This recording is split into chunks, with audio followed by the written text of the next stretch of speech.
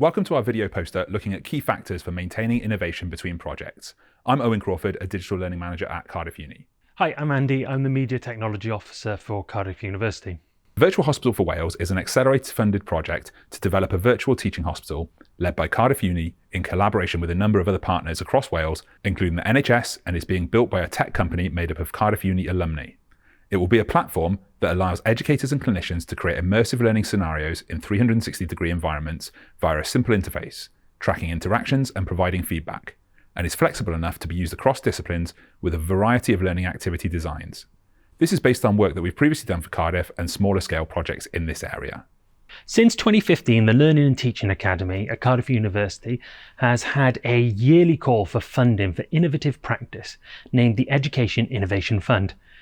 In 2016, one of the funded projects briefly explored using 360-degree capture devices to create basic learning scenarios. This is where our journey really began into immersive media. We wanted to expand on the work done in the project, so we had to beg and borrow across the university to source some equipment that would enable us to do this, starting with 6 GoPros and a specialised rig purchased from eBay. The rig positioned 6 cameras facing in different directions to capture 360 image and/or video, but across 6 different cameras. This made capturing and editing a scenario a long and arduous process, but one we invested time into. We used the 2018 University Varsity in Swansea as a trial event, resulting in relative success creating video scenarios in the field that could be deployed on a given platform. Over the next couple of years, the LT Academy took on other immersive projects, experimenting, learning, refining workflows, and developing a solid understanding of the area, with a particular focus on scale, inclusivity, and when immersive environments were not necessary or not appropriate. Technically, the equipment was upgraded to consumer-level units that were all-in-one camera and stitching systems. In 2021, following some prototyping at field hospitals, the Virtual Hospital for Wales project was funded by Accelerate Wales. As of October 2021, development is underway and the prototyping environments have been used alongside face-to-face sessions to teach basic life support skills to new Cardiff University students. What we've learned on this journey is that maintaining innovative practice between these smaller projects was absolutely key to being able to deliver the Virtual Hospital for Wales.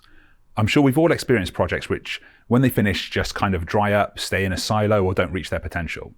Here are some of the factors we've identified that help to avoid this happening.